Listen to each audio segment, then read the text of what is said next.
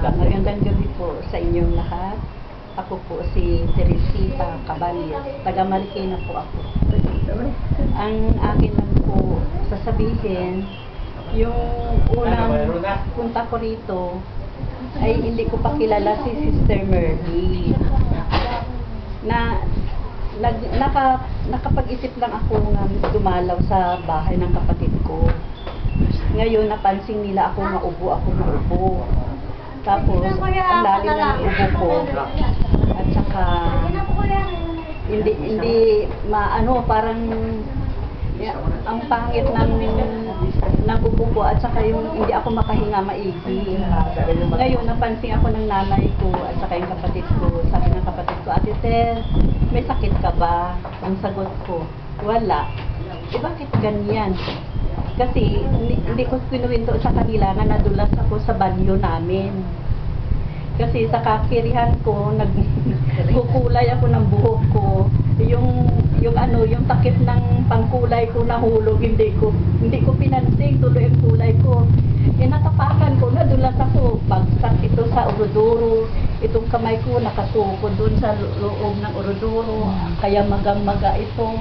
Tapos ang akin maubo, ang lalim, masakit ang likod ko, masakit ang dibdib ko. Tapos, nang dinala ako dito ng kapatid ko, mga 11, mag-i-11 na yun, sabi ko, ang gabi lang, kasi gabi na. Pinilit ako ng kapatid ko madalhin dito. Ngayon, pumayag ako. Punta kami dito, nagtawag kami kay Sister Merly.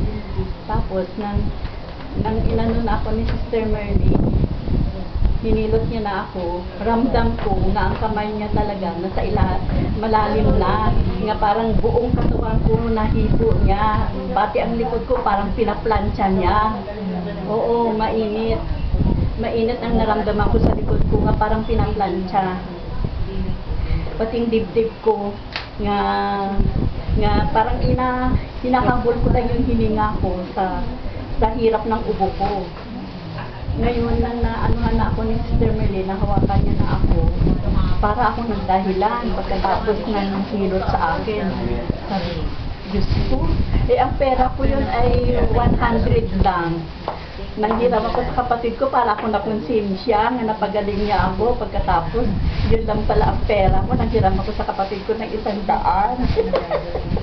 Para idagdag lang doon sa akin nga Tapos, nang naglalakad kami, ang sarap ng pakiramdam ko, parang ang ubo ko mahina na. Hindi na katulad ng dati nga parang hinihingal ako, na parang hinahabol ko yung hininga ko. Yun, magaling na ako yun. Kaya umuwi na kami, nakatulog na ako ng maayos. Tapos, yung aking kamay nga magaan na, umapyaw na.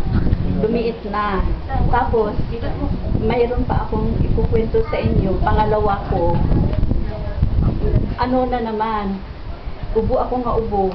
Tapos, pag umubo ako, may tunog. Pag gaganyan ang ko, gaganyan ang hininga ko. Ginawa ko, pumunta ako sa doktor. Nagpa-doktor ako, yung doktor na yan, specialist yan. Galing pa niyang ibang bansa, kung saan-saan daw siya nakarating. Ang daming tao, napila, para magpagamot sa kanya. Isa din ako doon nagpagamot. Tapos sabi nang ako na, sabi ng doktor sa akin, ano ba naramdaman mo? Sabi ko, may ubo ako, tapos may tunog. Sabi niya, hindi mo ba alam na ang iyong tunog na yan ay humuhulog sa hika? Aba, para akong kinabahan. Sabi ko, Diyos ko, hihikain naman. Sabi ko, hindi, Dok, gaganon ako. Sabi, hindi naman ganon. Sabi ni doktor sa akin, hindi ganon, yan basta, mahulog ka sa hika, pero basta, may oras nga maramdaman mo nga, mahirapan ka talaga.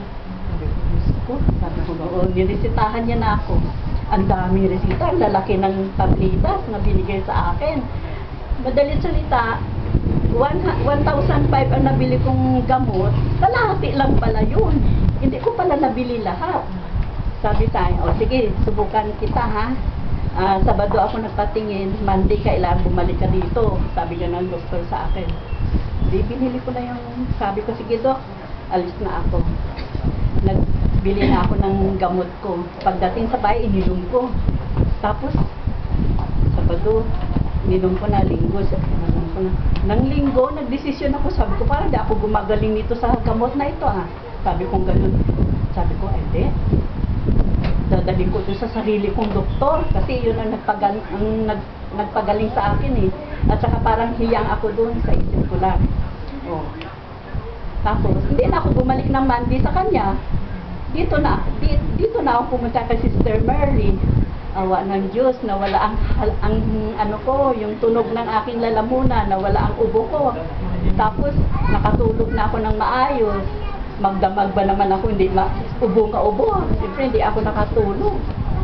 Ay, nung nahawakan ako ni Sister Merly, pati dibdib ko, naku, para akong nagdahilan lang talaga. Gumaling ako. Sabi ko, hindi na ako babalik doon sa doktor, magaling na ako kay Sister Merly. Pinanghawakan ko na yun. Yun, tuloy-tuloy na. Gumaling ako. Okay na.